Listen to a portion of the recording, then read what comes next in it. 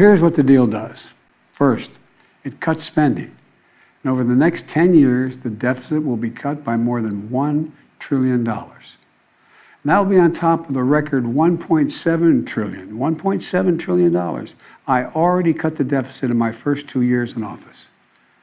And it's clear we're all on a much more fiscally responsible course than the one I inherited when I took office 4 years ago. When I came to office, the deficit had increased every year the previous 4 years. And nearly $8 trillion was added to the national debt in the last administration. And now we're turning things around. And that's good for America. You know, my dad used to have an expression. He said, Joey, don't tell me what you value. Show me your budget. I'll tell you what you value. That's at the heart of this debate. What do we value? Protecting seniors. You may remember during my State of the Union address, there was a spirit exchange between me and a few Republicans spontaneously occurring on the floor of the House of Representatives. I was pointing out that for years, some of them were putting forward proposals to cut Social Security and Medicare. And some of them that night took exception, and they said very loudly that that wasn't true. So I asked them on the floor at that night, I said, ask them a simple question. Will you agree not to cut Social Security, not to cut Medicare? Would they agree to protect these essential programs? They're a lifeline for millions of Americans. Programs that these Americans have been paying into every single paycheck they've earned since they started working.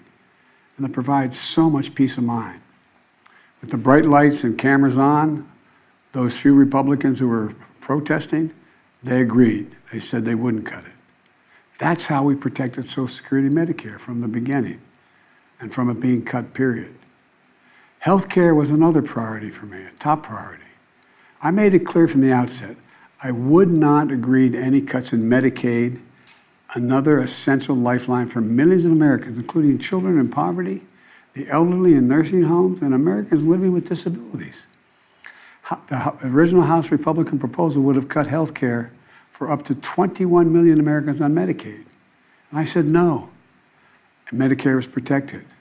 And so were millions of people most in need.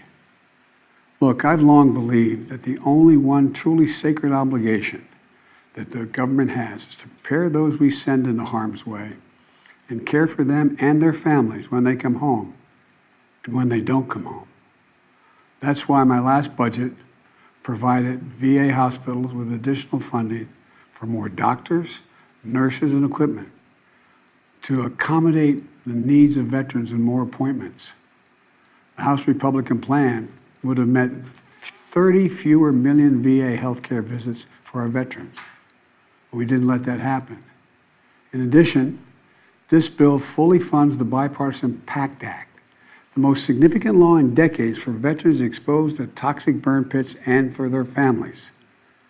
It expands access to those veterans and their families to health care and to disability benefits. Look, we're investing in America and our people and in our future. We've created over 13 million new jobs, nearly 800,000 manufacturing jobs. Where is it written that America can't lead the world again in manufacturing? Unemployment is at 3.7%. More Americans are working today than ever in the history of this country. And inflation has dropped 10 straight months in a row. In this debate, I refuse to put what was responsible for all this economic progress on the chopping block. This bipartisan agreement protects the law that will help us build the best infrastructure in the world.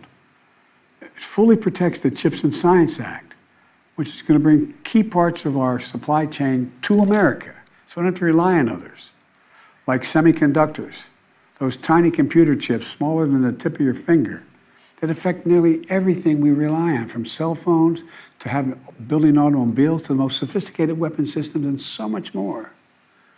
We protected another law that I passed and signed last year that finally beat Big Pharma, which I've been trying to do for over 30 years.